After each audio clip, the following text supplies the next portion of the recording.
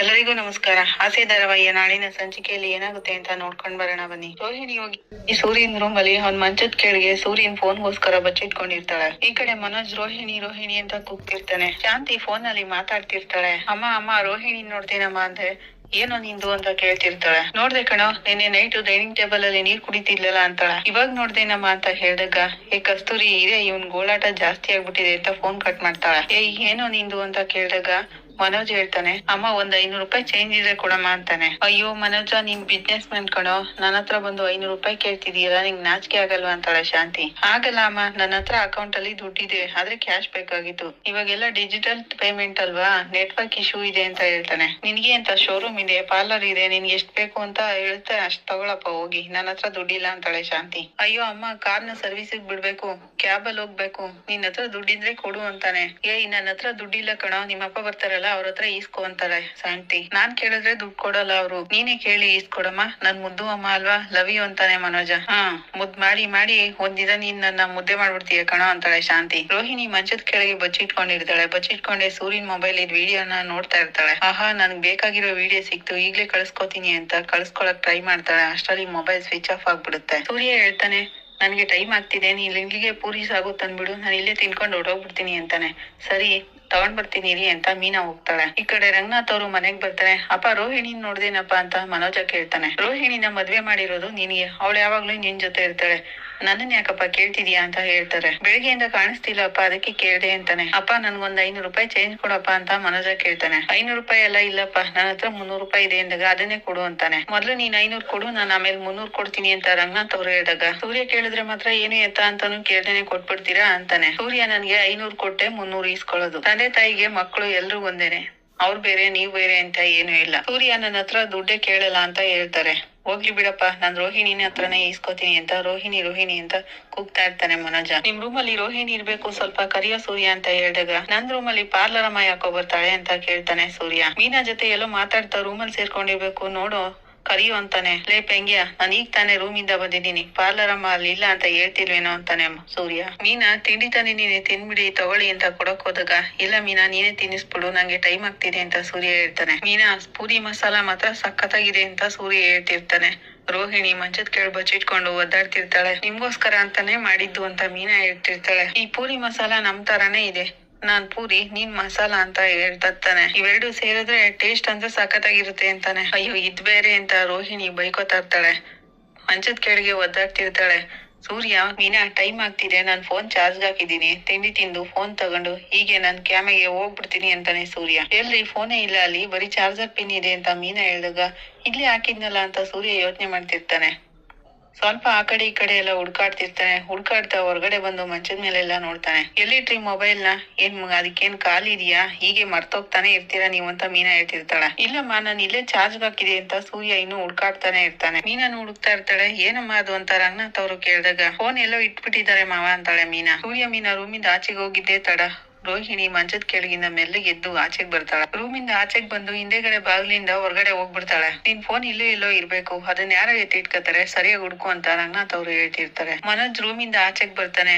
ಸೂರ್ಯ, ಈ ಪೆಂಗೆನೆ ಎತ್ತಿಟ್ಕೊಂಡಿರ್ಬೇಕು ಅಂತ ಹೇಳಿದಾಗ, ನಾನೇ ಸಿಗ್ತೀನೇನೋ ನಿನ್ಗೆ ಎಲ್ಲದಕ್ಕೂನು, ನಾನ್ ಯಾಕೆ ಎತ್ತಿಟ್ಕೊಳ್ಳಿ ಅಂತ ಹೇಳ್ತಾನೆ. ಅಷ್ಟ್ರಲ್ಲಿ ರೋಹಿಣಿ ಮುಂದೆಗಡೆ ಬಾಗಿಲಿಂದ ಒಳಗ್ ಬರ್ತಾಳೆ. ರೋಹಿಣಿ, ನಿನ್ನ ಇಷ್ಟೊತ್ ತನಕ ಹುಡುಕ್ತಾನೆ ಇದ್ದೆ, ಎಲ್ಲಿಗ್ ಹೋಗಿದೆ ಅಂತ ಮನೋಜ ಕೇಳ್ತಾನೆ. ನಾನ್ ಎಲ್ಲಿಗ್ ಹೋಗ್ಲಿ, ಹೊರಗಡೆ ಲಾನ್ ಅಲ್ಲಿ ಓಡಾಡ್ತಿದೆ ಅಂತಾಳೆ ರೋಹಿಣಿ. ಸೂರ್ಯನ್ಗೆ ರಂಗನಾಥ್ ಅವರು ರೂಮ್ ಅಲ್ಲೇ ಎಲ್ಲೋ ಇಟ್ಟಿರ್ತೀಯ, ಸರಿಯಾಗಿ ನೋಡು ಅಂತ ಹೇಳ್ತಿರ್ತಾರೆ.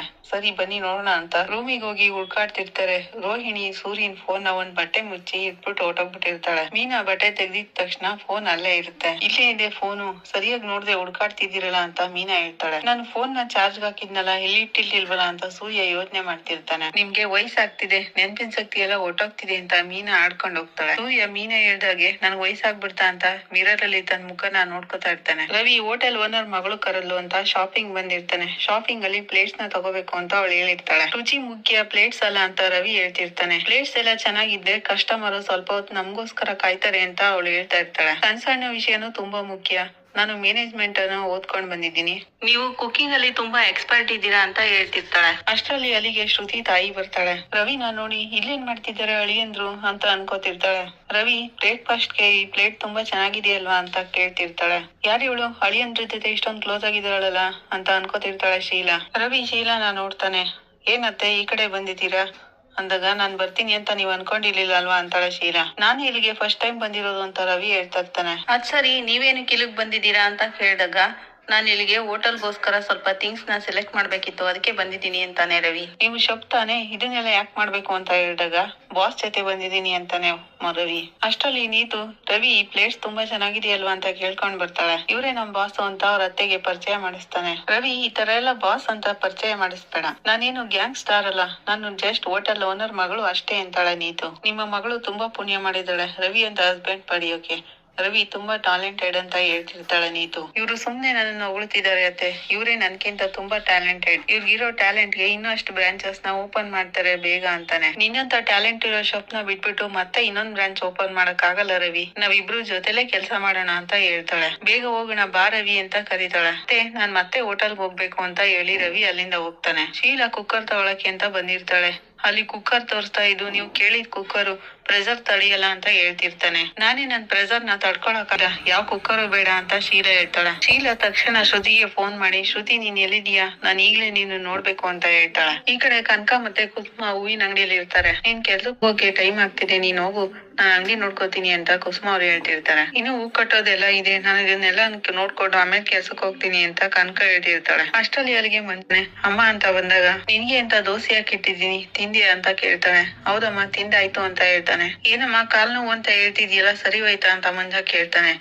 ಅದ್ ಇದ್ದಿದ್ದೆ ಬಿಡು ಅಂತ ಹೇಳಿದಾಗ ಅಮ್ಮ ಕಾಲ್ ನೋವಾ ನಿನ್ಗೆ, ನಡಿ ಹಾಸ್ಪಿಟ್ಲ್ಗೆ ಹೋಗೋಣ ಅಂತ ಕನಕ ಹೇಳ್ತಿರ್ತಾಳೆ. ಅಷ್ಟರಲ್ಲಿ ಅಲ್ಲಿಗೆ ಮೀನಾ ಬರ್ತಾಳೆ. ನನ್ಗೆ ಇಂಪಾರ್ಟೆಂಟ್ ಕ್ಲಾಸ್ ಇದೆ ಅಂತ ಮಂಜ ಹೋಗ್ತಿರ್ತಾನೆ. ಇರು ಅಂತ ಹೇಳಿ ಮೀನಾ ಅವನ್ ಜೇಬ್ಗೆ ದುಡ್ಡು ಹಾಕ್ತಾಳೆ. ಬೇಡ ಬೇಡ ಅಂತ ಹೇಳಿದ್ರು ದುಡ್ಡು ಹಾಕ್ತಿರ್ತಾಳೆ. ನನ್ಗೆ ಈಗ ಸಮಾಧಾನ ಆಯ್ತಮ್ಮ. ಮಂಜ ಸರಿಯಾದ ಟೈಮ್ಗೆ ಮನೆಗ್ ಬರ್ತಾನೆ. ಹಾಗೆ ಬುಕ್ ಇಟ್ಕೊಂಡು ಚೆನ್ನಾಗಿ ಓದ್ಕೋತಿರ್ತಾನೆ. ಕಾಗೆ ಸೊಪ್ಪಿನ ಜೊತೆ ಸೇರಿ ಎಲ್ಲ ಹಾಳಾಗ್ಬಿಡ್ತಾನೋ ಅಂತ ಭಯ ಆಗಿತ್ತು ಅಂತಾಳೆ ಕುಸುಮ. ನೀನೇನು ತಲೆ ಕೆಡ್ಸ್ಕೊಬೇಡಮ್ಮ, ಅವ್ನ್ ನಿನ್ ಮೇಲೆ ದಾರಿ ತಪ್ಪ ಚೆನ್ನಾಗಿ ಇರ್ತಾನೆ ಅಂತಾಳೆ ಮೀನಾ. ದೇವಸ್ಥಾನದಲ್ಲಿ ಪುರೋಹಿತರು ಮೀನಾ ಅಂತ ಕರೀತಾರೆ. ನೋಡಮ್ಮ ಇವ್ರು ಪ್ರತಿ ವರ್ಷ ದೇವಸ್ಥಾನದಲ್ಲಿ ಮಾಡಿಸ್ತಾರೆ, ಇವ್ರಿಗೆ ಹೂ ಬೇಕಂತೆ ಅಡ್ವಾನ್ಸ್ ಕೊಡ್ತಾರೆ ಅಂತ ಹೇಳ್ತಾರೆ. ನಿನ್ ಹೆಸರು ಮೀನಾ ಅಲ್ವೇನಮ್ಮ, ನಿನ್ಗೆ ಮದ್ವೆ ಆಗಿದ್ಯಾ, ಮಹಾಲಕ್ಷ್ಮಿ ತರ ಇದೆಯಾ, ಆಗಿದೆ ಅಂತ ಹೇಳ್ತಾಳೆ ಮೀನಾ. ಮಗು ಆಯ್ತಾ ಅಂತ ಕೇಳಿದಾಗ ಇಲ್ಲ ಅಂತಾಳೆ. ಈ ವರ್ಷ ನೀನು ಪೂಜೆ ಮಾಡು, ನಿನ್ಗೂ ಒಳ್ಳೆ ಮಗು ಹುಟ್ಟುತ್ತೆ ಅಂತ ಹೇಳ್ತಾರೆ. ಹಾಗೆ ಕುಸುಮ ಅವ್ರಿಗೆ ಹೂಗೆ ಅಂತ ಅಡ್ವಾನ್ಸ್ ಕೊಟ್ಟು ಅಲ್ಲಿಂದ ಹೋಗ್ತಾರೆ. ಅಕ್ಕ ನೀನು ಈ ಪೂಜೆ ಮಾಡ್ತಿದೀಯ ಅಲ್ವಾ ಅಂತ ಕನಕ ಕೇಳ್ತಾಳೆ. ಇದನ್ ಮಾಡೋದ್ರಿಂದ ಕುಟುಂಬಕ್ಕೆ ಒಳ್ಳೇದಾಗುತ್ತೆ ಅಂತ ಕುಸುಮ ಹೇಳ್ತಿರ್ತಾರೆ. ಇದಕ್ಕೆಲ್ಲ ನಮ್ಮ ಅತ್ತೆ ಒಪ್ಬೇಕಲ್ಲ ಅಂತ ಮೀನಾ ಹೇಳ್ತಿರ್ತಾಳೆ. ಅಣ್ಣವ್ರ ಪರ್ಮಿಷನ್ ತಕೋ ಅಂತ ಕುಸುಮ ಅವ್ರು ಹೇಳ್ಕೊಡ್ತಿರ್ತಾರೆ. ಮೊದ್ಲು ನನ್ ಗಂಡನ್ ಪರ್ಮಿಷನ್ ತಗೋಬೇಕು ಅಂತ ಮೀನಾ ಹೇಳ್ತಿರ್ತಾಳೆ. ನೀನ್ ಕೇಳಿದ್ಮೇಲೆ ಭಾವ ಇಲ್ಲ ಅಂತ ಹೇಳಿಲ್ಲ ಬಿಡು ಅಂತ ಕನಕ ಹೇಳ್ತಿರ್ತಾಳೆ. ಅದೇನ್ ಹೇಳ್ತಾರೆ ಅಂತ ನನ್ಗೂ ಗೊತ್ತಿಲ್ಲ, ಮೊದ್ಲು ಕೇಳ್ತೀನಿ ಅಂತ ಮೀನಾ ಹೇಳ್ತಾಳೆ. ಈ ಕಡೆ ಶ್ರುತಿ ಡಬ್ಬಿಂಗ್ ಮಾಡ್ತಿರ್ತಾಳೆ. ಅಲ್ಲಿಗೆ ಶೀಲಾ ಬರ್ತಾಳೆ. ಟೈಮ್ ಇಲ್ಲಮ್ಮ ಬೇಗ ಮಾಡ್ಬೇಕು ಅಂತ ಅವ್ರು ಹೇಳ್ತಿರ್ತಾರೆ. ಅದ್ರಲ್ಲಿ ಅಮ್ಮ ಮಗಳು ಸಂಭಾಷಣೆ ನಡೀತಿರುತ್ತೆ. ಗಂಡನ್ ಬಗ್ಗೆ ಚಾಡಿ ಹೇಳ್ತಿರ್ತಾರೆ ಒಬ್ರು. ನನ್ ಗಂಡ ಅಂತವ್ರಲ್ಲ ಅಂತ ಶ್ರುತಿ ಹೇಳ್ತಿರ್ತಾಳೆ. ನಾನ್ ಹೇಳ್ಬೇಕು ಅಂತಿರೋದ್ನೆಲ್ಲ ಇವ್ರೇ ಹೇಳ್ತಿದಾರಲ್ಲ ಅಂತ ಶೀಲಾ ಅನ್ಕೋತಿರ್ತಾಳೆ. ಏನ್ ಸರ್ ನೀವು ತುಂಬಾ ಸಿಲ್ಲಿಯಾಗಿರೋ ಪದಗಳನ್ನೆಲ್ಲ ಹಾಕಿದೀರಾ ಅಂತ ಶ್ರುತಿ ಹೇಳ್ತಿರ್ತಾಳೆ. ನಿಮ್ಮ ಅಮ್ಮ ಬಂದಿದ್ದಾರೆ ಅಂತ ಹೇಳಿದಾಗ 5 minutes ಅಂತ ಹೇಳಿ ಬಮ್ಮ ಅದೇನ್ ಮಾತಾಡ್ಬೇಕು ಅಂತ ಹೇಳಿಯಲ್ಲ ಅಂತ ಕರ್ಕೊಂಡ್ ಹೋಗ್ತಾಳೆ ಶ್ರುತಿ. ಏನಮ್ಮ ಪ್ರಾಬ್ಲಮ್ ಮನೇಲಿ ಅಂತ ಕೇಳಿದಾಗ ನಮ್ ಪ್ರಾಬ್ಲಮ್ ಏನೂ ಇಲ್ಲ, ಪ್ರಾಬ್ಲಮ್ ಇರೋದೇ ನಿನ್ನ ಹತ್ರ ಅಂತ ಹೇಳ್ತಾಳೆ ಶೀಲಾ. ರವಿ ಯಾರ ಜೊತೆನೋ ತುಂಬಾ ಕ್ಲೋಸ್ ಆಗಿ ಓಡಾಡ್ತಿದ್ದಾನೆ ಅಂತ ಹೇಳಿದಾಗ ಯಾರೋ ಹೋಟೆಲ್ ಕಸ್ಟಮರ್ ಇರ್ಬೇಕು ಅಂತಾಳೆ ಶ್ರುತಿ. ಕಸ್ಟಮರ್ ಅಲ್ಲ ಅವ್ರು ಹೋಟೆಲ್ ಓನರ್ ಅಂತೆ, ಅವ್ರ ಹೆಸರು ನೀತು ಅಂತಾಳೆ. ಅದಕ್ಕೇನೀಗ ಅಂತ ಶ್ರುತಿ ಹೇಳ್ತಾಳೆ. ಅವರು ನಿನ್ ಗಂಡ, ಈ ವಿಷಯ ಕೇಳಿ ನಿನ್ಗೆ ಶಾಕ್ ಆಗ್ತಿಲ್ವಾ ಅಂತ ಶೀಲಾ ಕೇಳ್ತಾಳೆ. ಶಾಕ್ ಆಗಕ್ಕೆ ನಾನೇನ್ ಕರೆಂಟ್ ತಗೊಂಡಿದೀನಿ, ಶಾಕ್ ಯಾಕೆ ಆಗ್ಬೇಕು ಅಂತಾಳೆ ಶ್ರುತಿ. ಅವ್ರಿಬ್ರು ಹೋಟೆಲ್ಗೋಸ್ಕರ ಶಾಪಿಂಗ್ ಹೋಗಿದ್ದಾರೆ, ಅದಕ್ಕೇನೀಗ ಅಂತ ಶ್ರುತಿ ಹೇಳ್ತಾಳೆ. ಶ್ರುತಿ ಅವ್ರಿಬ್ರು ಜೊತೆಲಿ ಓಡಾಡ್ತಿರೋದ್ ನೋಡಿದ್ರೆ ನನ್ಗೆ ಯಾಕೋ ಸರಿ ಕಾಣಿಸ್ತಿಲ್ಲ. ಶ್ರುತಿ ಅಳಿಯಂದ್ರು ತುಂಬಾ ಒಳ್ಳೆಯವರು, ಅದಕ್ಕೋಸ್ಕರ ಹೇಳ್ತಿದೀನಿ ಅಂತ ಹೇಳಿದಾಗ ಅದೆಲ್ಲ ನಂಗೆ ಗೊತ್ತಿದೆಯಮ್ಮ, ನನ್ ಗಂಡದ ಮೇಲೆ ನನ್ ನಂಬಿಕೆ ಇದೆ, ನೀನ್ ಇದನ್ನೆಲ್ಲ ಹೇಳಕ್ ಬರ್ಬೇಡ ಅಂತಾಳೆ ಶ್ರುತಿ. ನಿನ್ ಗಂಡನ ಸುಮ್ನೆ ಕಣ್ಮುಚ್ಕೊಂಡ್ ನಂಬೇಡ ಅಂತ ಶೀಲಾ ಹೇಳ್ಕೊಡ್ತಿರ್ತಾಳೆ. ಏನ್ ಮಮ್ಮಿ ನೀನ್ ಹೀಗೆ ಹೇಳ್ತಿದೀಯಾ, ನೀನ್ ಕೂಡ ನಿನ್ ಕ್ಲೈಂಟ್ಸ್ ಜೊತೆ ಅವಾಗ ಶಾಪಿಂಗ್ ಮಾಡ್ತಿರ್ತೀಯ ಅಂತಾಳೆ ಶ್ರುತಿ.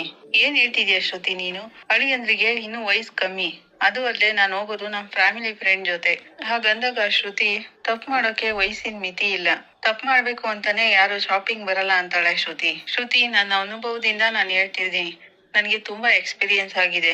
ಅಳಿಯಂದ್ರನ್ನ ನಿನ್ ಕಂಟ್ರೋಲ್ ಅಲ್ಲಿ ಇಟ್ಕೋ ಅಂತಾಳೆ ಶೀಲಾ. ಆ ಹುಡುಗಿ ಜೊತೆ ಓಡಾಡೋದು ಅಷ್ಟ್ ಸರಿಯಲ್ಲ ಅಂತಾಳೆ ಶೀಲಾ. ಅವರು ಆ ಹೋಟೆಲ್ ನಲ್ಲಿ ಕೆಲಸ ಮಾಡ್ತಿದಾರೆ, ಅವ್ರನ್ನ ಹೋಗ್ಬೇಡಿ ಅಂತ ನಾನ್ ಹೇಗೆ ಹೇಳಕ್ಕಾಗುತ್ತೆ ಅಂತ ಶ್ರುತಿ ಹೇಳ್ತಾಳ. ನೋಡು ಶ್ರುತಿ, ಅವರು ಅಳಿಯಂದ್ರ ಜೊತೆ ಸೇರಿ ಮತ್ತೆ ಇನ್ನೊಂದ್ ಬ್ರಾಂಚ್ ಓಪನ್ ಮಾಡ್ತೀನಿ ಅಂತ ಹೇಳ್ತಾ ಇದ್ರು. ನೀನು ಅಳಿಯಂದ್ರನ್ನ ಕಂಟ್ರೋಲ್ ಅಲ್ಲಿ ಇಟ್ಕೋ, ಇದಕ್ಕೆಲ್ಲ ಅವಕಾಶ ಕೊಡ್ಬೇಡ ಅಂತ ಹೇಳ್ತಾರೆ ಶೀಲಾ. ನೋಡ್ ಮಮ್ಮಿ, ಈಗ ಹೇಳ್ತಿದೀಯಲ್ಲ ನೀನು, ಅದನ್ನೆಲ್ಲ ಈಗಾಗ್ಲೇ ನಾವು ಡಬ್ಬಿಂಗ್ ಮಾಡ್ತಿದ್ವಿ. ಈಗ ನಾನು ಅಲ್ಲಿಗೆ ಹೋಗ್ತೀನಿ ಅಂತ ಶ್ರುತಿ ಶೀಲಾನ ಬಿಟ್ಟು ಹೋಗ್ತಾಳೆ. ಶ್ರುತಿ, ನಾನ್ ಹೇಳದ್ನ ಸ್ವಲ್ಪ ಕೇಳು ಅಂತ ಶೀಲಾ ಹೇಳ್ತಿರ್ತಾರೆ. ನೋಡ್ ಮಮ್ಮಿ, ನಂಗೆ ರವಿ ಮೇಲೆ ನಂಬಿಕೆ ಇದೆ. ರವಿ ಬಗ್ಗೆ ಈ ತರ ಇನ್ನೊಂದ್ಸರಿ ಹೇಳಕ್ ಬರ್ಬೇಡ, ನನ್ ಕೆಲ್ಸ ಇದೆ ಅಂತ ಶ್ರುತಿ ಅಲ್ಲಿಂದ ಹೋಗ್ತಾಳೆ. ಇಲ್ಲಿಗೆ ಈ ಸಂಚಿಕೆ ಮುಕ್ತಾಯ ಆಗುತ್ತೆ. ನಿಮ್ಗೆ ಇಷ್ಟ ಆದ್ರೆ ಲೈಕ್ ಮಾಡಿ, ಕಮೆಂಟ್ ಮಾಡಿ, ಸಬ್ಸ್ಕ್ರೈಬ್ ಮಾಡಿ. Thank you.